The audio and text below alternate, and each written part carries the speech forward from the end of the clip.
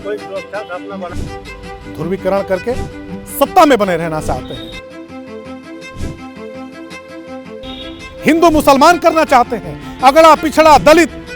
कब तक आखिर में इस तरह की सियासत करेंगे? देवरिया की सड़कों पर सन्नाटा भी था और हलचल भी। शहर की हवा में एक सवाल तैरा था, क्या यह कार्रवाई कानून के नाम पर हुई या फिर इसे सियासत का रंग दिया जा रहा है? नमस्कार, मैं हूं गरिमा और आप देख रहे हैं बतकही चौक। हाजिर हूं एक बार फिर से मैं आपके बीच एक नए विवाद को लेकर के। दोस्तों, देवरिया में गोरखपुर रोड ओवरब्रिज के पास बनी 50 साल पुरानी मजार, जिसे लोग अब्दुल गनी शाह बाबा की मजार के नाम से जानते हैं, उसी मजार पर नगरपालिका और प्रशासन की टीम ने ध्वस्तीकरण की बड़ी कार्रवाई कर दी। हम आपको बताएं कि करीब 6 घंटे तक 3 बुलडोजर लगाए गए, मेन गेट, बाउंड्री, 6 पिलर, 3 दुकानें और मजार का गुंबद तक ढा दिया गया। इस कार्रवाई के दौरान 6 थानों की फोर्स और लगभग 300 पुलिसकर्मी वहां तैनात रहे। एसडीएम श्रुति शर्मा मौके पर मौजूद रही और सुरक्षा घेरा इतना सख्त था कि पूरा इलाका छावनी में बदल गया। अब सवाल यहां ये उठ रहा है कि आखिर ये देवरिया का मजार क्यों टूट गया? देखिए, ये सिर्फ एक धार्मिक ढांचा नहीं था, बल्कि एक विवादित निर्माण था और इसी विवाद ने प्रशासन और कोर्ट को कार्रवाई तक पहुंचा दिया। दरअसल प्रशासन का यह दावा है कि ये जो मजार है वो सरकारी बंजर भूमि पर अवैध तरीके से बनाई गई थी और यही वजह है कि एसडीएम कोर्ट में केस चल रहा था और कोर्ट के आदेश के बाद नगरपालिका ने ध्वस्तीकरण का ये जो कदम है वो उठाया है। और अब इस पूरे मामले पर शहर में जो चर्चा है वो तेज हो गई कि इसे धर्म का मुद्दा बनाने की कोशिश की जा रही है। लेकिन दोस्तों, जमीनी सच्चाई ये है कि मामला अतिक्रमण हटाने और चौड़ीकरण वाली सरकारी कार्रवाई से जुड़ा हुआ है। और यह भी बहुत जरूरी है समझना कि देवरिया का यह विवाद कोई भी पहला विवाद नहीं है, ना कि ये कोई ऐसा पहला घटना है जो ये पहली बार हो रहा है। दोस्तों, चर्चा है कि देश में ऐसा कई बार हुआ है, जब जब चौड़ीकरण या फिर डेवलपमेंट या फिर सड़क चौड़ीकरण, फ्लाईओवर, नाला, रोड प्रोजेक्ट या सरकारी जमीनें खाली करने का दौरान धार्मिक ढांचे पर भी कार्रवाई हुई है और होती आई है। और यह दावा है कि अक्सर ऐसे मामलों को धर्म बनाम सरकार का रंग दिया जाता है। इसीलिए जनता को समझना होगा कि यह मुद्दा धर्म का नहीं है, चौड़ीकरण, सरकारी जमीन और अतिक्रमण हटाने का है। अब हम आपको पूरा मामला समझा देते हैं। दरअसल गोरखपुर ओवरब्रिज से सटी ये मजार पिछले कई सालों से चर्चा में थी। वर्ष 2019 में इसकी पहली औपचारिक शिकायत तत्कालीन जिलाधिकारी से की गई, जिसके बाद डीएम ने आरबीओ, जेई, तहसीलदार और लोक निर्माण विभाग के अधिकारियों को मौके पर भेज करके जांच और कार्रवाई के निर्देश दे दिए। 14 दिसंबर 2019 को विपक्ष प्रबंधन समिति को नोटिस जारी किया गया। इसके बाद मामला एसडीएम कोर्ट में चलता रहा और लगातार तारीखें पड़ती रही। फिर आया निर्णायक मोड़, जब एसडीएम कोर्ट में सुनवाई हुई। अपर जिला शासकीय अधिवक्ता राजस्व के मुताबिक कोर्ट ने इस भूमि को पहले ही बंजर जो है वो घोषित कर दिया था। कोर्ट में बचाव पक्ष से मानचित्र और वैध दस्तावेज जो है वो मांगे गए थे, लेकिन ना तो दोस्तों मानचित्र मिला और ना ही निर्माण की वैधता साबित करने वाले कागजात प्रस्तुत हो पाए। इसी आधार पर कोर्ट के निर्देश के बाद ध्वस्तीकरण का ये जो प्रक्रिया है वो आगे बढ़ गया। अब यहाँ सवाल ये उठता है कि क्या ये मजार सच में 50 साल पुरानी है या फिर ये अतिक्रमण के तौर पर धीरे धीरे विस्तारित हुई? स्थानीय स्तर पर इसे 50 साल पुराना धार्मिक स्थल बताया जाता है, लेकिन प्रशासनिक दावे के मुताबिक ये ढांचा सरकारी भूमि पर खड़ा किया गया है। और यही वो बिंदु है दोस्तों जहां पर परंपरा और कानून की बहस जो है वो आमने सामने खड़ी और टकराने लगती है।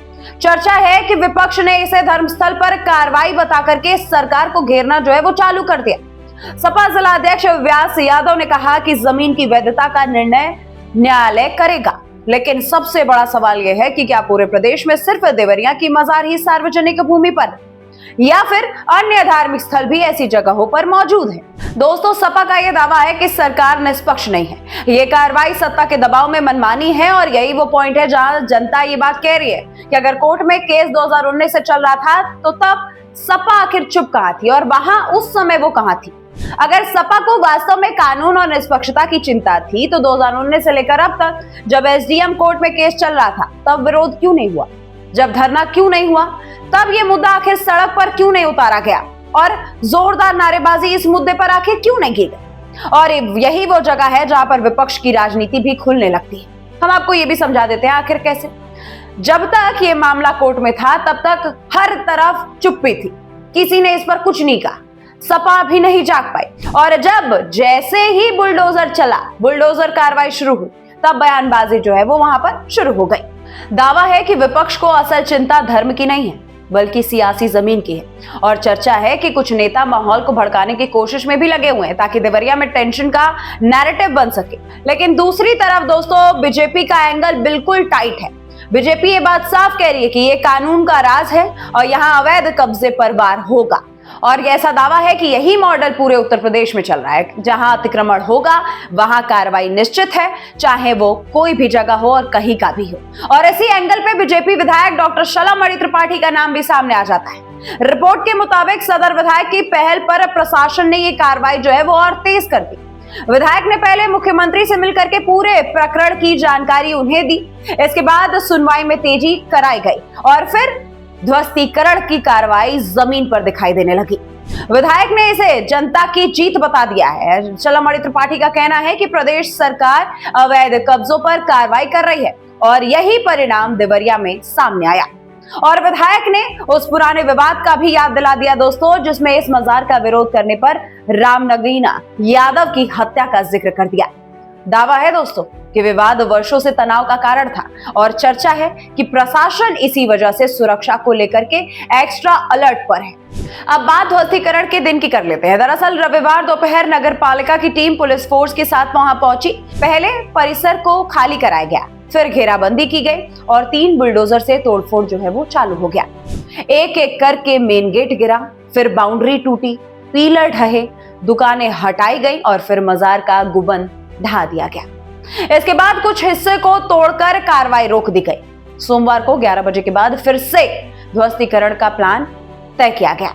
बेसमेंट की छत और हॉल को तोड़ने की कार्य को तैयार कर दिया गया। इस पूरे प्रक्रिया के बाद हम आपको ये समझा देते हैं कि आखिर में देवरिया में कैसा माहौल था। तो चर्चा है कि इस मामले को कुछ लोग धर्म बनाकर पेश कर रहे हैं, लेकिन दावा है कि असल मुद्दा चौड़ीकरण और अतिक्रमण हटाने का है।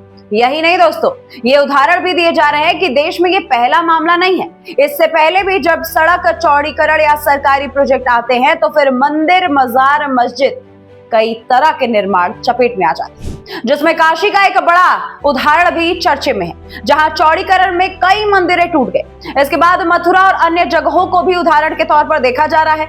लेकिन दोस्तों, जनता को यह बात समझनी होगी कि यह धर्म पर हमला नहीं है, बल्कि यह सरकारी जमीन खाली कराना और प्रोजेक्ट क्लियर करना होता है। यानी कि मंदिर हो या मजार, अगर अवैध कब्जा होगा तो कार्रवाई का दावा है कि वो तय है। और यही बीजेपी का नैरेटिव है कि no discrimination, only demolition of encroachment. इस पूरे मामले पर राशिद खान क्या कुछ कह रहे हैं, ये भी सुन लीजिए। ये प्रशासन की कार्रवाई चल रही है तोड़ने की।